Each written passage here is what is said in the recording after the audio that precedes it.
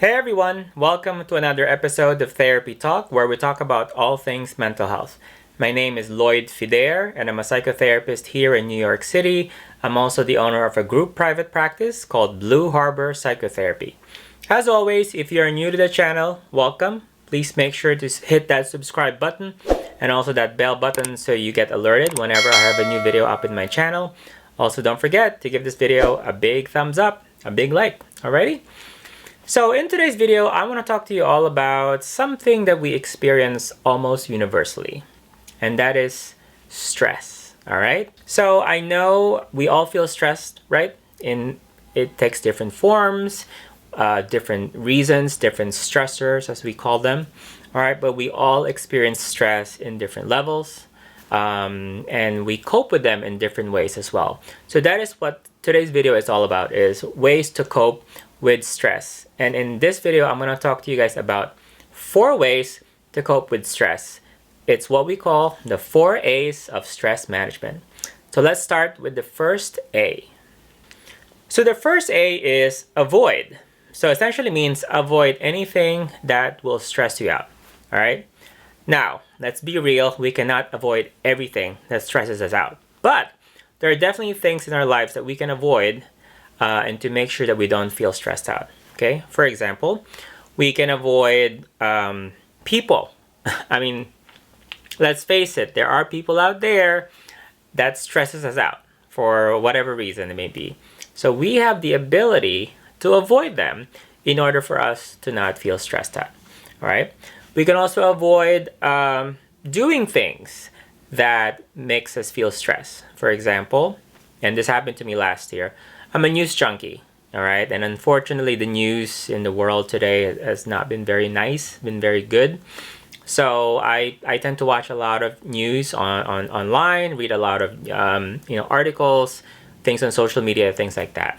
So I definitely felt very stressed out, especially last year, with the pandemic, racial protests, things like that. So I made it a point last year to make sure that I take it easy on the news and avoid them as much as possible. All right, as much as possible, because sometimes it's unavoidable, like I said. All right, and we can also avoid talking about things, topics, issues that can, make us feel stressed out. So certain topics, politics is one of them. Unfortunately, we live in a very polarized world, especially, particularly in this country. Issues, that can definitely trigger some of those stressors for us personally and also the person that we're talking to. All right. And also, and this is one thing I always tell my clients, set healthy boundaries by saying no. All right. This happens a lot with work. Now, we don't have to say yes to everything, all requests. Same thing when we're relating to friends or families. It's okay to say no, and it's okay to set healthy boundaries. So that's the first A, avoid. The next A is alter. All right. We cannot avoid everything. I get that. We cannot avoid all the situations that are stressful. So if we cannot avoid them, we can alter them. All right. This basically means figuring out a way to change the situation or the problem to make it better, and also to make sure that it doesn't happen again. All right. So often this involves changing the way we communicate, and also how we operate in our daily life. So, for example, if there's someone that's bothering us, that can be very stressful, having issues and conflicts with another person, we can express our feelings instead of bottling them up. Okay. The last thing you want is for resentment to build. So if something is really bothering us, someone is bothering us, just communicate your concerns in an open and respectful way. So communicate your feelings. Make sure, though, you use I statements, right? So I feel this, I feel that. Don't do the whole you make me blah, blah, blah, blah, and the you. Because that's definitely not healthy, all right? That can come off as aggressive. So yeah, just not helpful in trying to resolve any kind of conflict, all right? This also comes with being more assertive. So again, expressing our needs in an open and honest way, okay? And then the last thing I would like to say about this, and this is something I've struggled with before, time management. All right. Manage your time better, guys. It's really important because poor time management can be very stressful.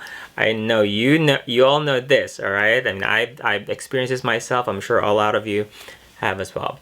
So make sure you manage your time wisely. So one way of doing that is create a schedule, right? It helps to have some structure, okay? And the last thing you want is to be stretched too thin because you're trying to do everything in one day, for example. So just learn how to spread things out. Maybe you don't have to do everything today. Maybe some can be for later in the day, or maybe some for tomorrow. All right, and again, organize or have a structure. Very much helpful. The next A is adapt.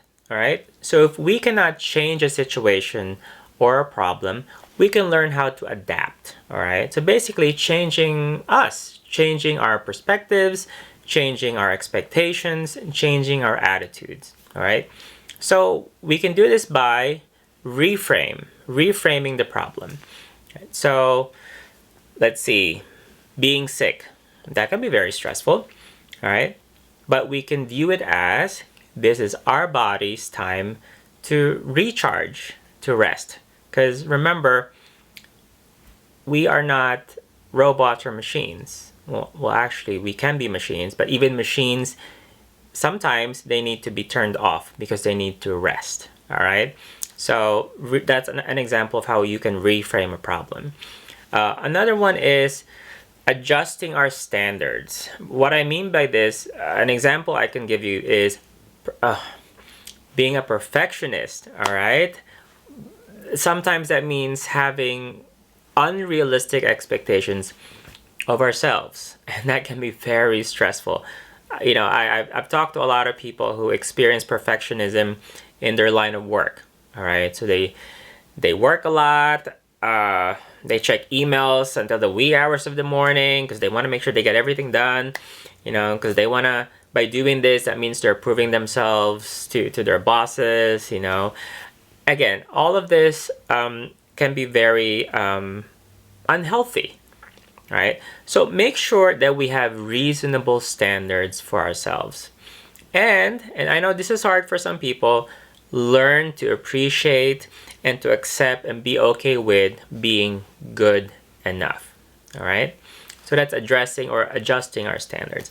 And the last thing is just focus on the positives, okay? A lot of things, like I said earlier, can be very stressful or makes us feel very stressed out, like everything that's happening in the world. So focus on the positives. Focus on the things that you can be grateful for.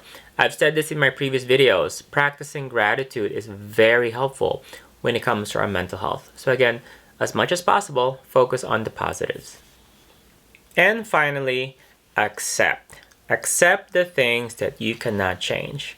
Now, I have to tell you, this is probably one of the hardest things to do, is to reach a level of acceptance, regarding certain situations. For example, losing a loved one, very heartbreaking. Losing a job, being seriously ill, experiencing a natural disaster. All things that we cannot avoid, that we cannot change, that we have no control over. So reaching a level of acceptance is very difficult, but also very helpful. I get it. We have to go through a process, a process of grieving, for example, all right, until we get to a level of acceptance, all right? So acceptance means focusing on the things that we have control over, all right? So for example, if you lost a job, and I know a lot of you out there experienced this during the pandemic, so what are the things that you can control? That's the process of looking for work, for example, working on your resume, sending your resumes, your applications, networking. If you got called for an interview, preparing for the interview, right? And also just taking care of yourself after a stressful time. That's a way of focusing on the things that you have control over, right? Also, look for the upside. I know in today's world that's very hard to do, but as the saying goes, what doesn't kill us makes us stronger. All right. So when faced with major challenges, try to look at them as opportunities for personal growth. Okay. And also, like I said earlier, practicing gratitude can be very helpful, right? And also share your feelings. Part of working towards acceptance is being able to talk about our feelings, right? So talk to a therapist, right? Reach out to a therapist, talk to a friend, talk to a family member, all right? Expressing our feelings can be very cathartic and very helpful, right? And the last is learn to forgive, okay? Learn to forgive the situation, learn to forgive the person, but also learn to forgive ourselves. That is very important, okay? Learn to forgive ourselves, all right? So accept the fact that, we live in an imperfect world, all right, and that people make mistakes, all right, and that we make mistakes, okay? So let go of anger and resentments, So again, learn to forgive others, but also learn to forgive ourselves, right? So those are the 4 A's when it comes to stress management. I hope that you learn a lot in this video and that you can put into practice all 4 A's in your daily life. I sure will, to help myself and hopefully help all of you in terms of managing your stress better. And if you have any questions or any feedback, please make sure to put them down in the comment section. You can also email me at lloyd@blueharborpsychotherapy.com, or you can also check out our website, blueharborpsychotherapy.com. Again, don't forget, give this video a big like, a big thumbs up, and also subscribe to my channel and hit that bell button. All right? And for anything else, please make sure to reach out. I'll be very happy to answer your questions and interact with all of you. All right, so that's it for today's video. Thank you so much for watching. And as I always say at the end of my videos, I want to wish all of you to have a happy mental health day.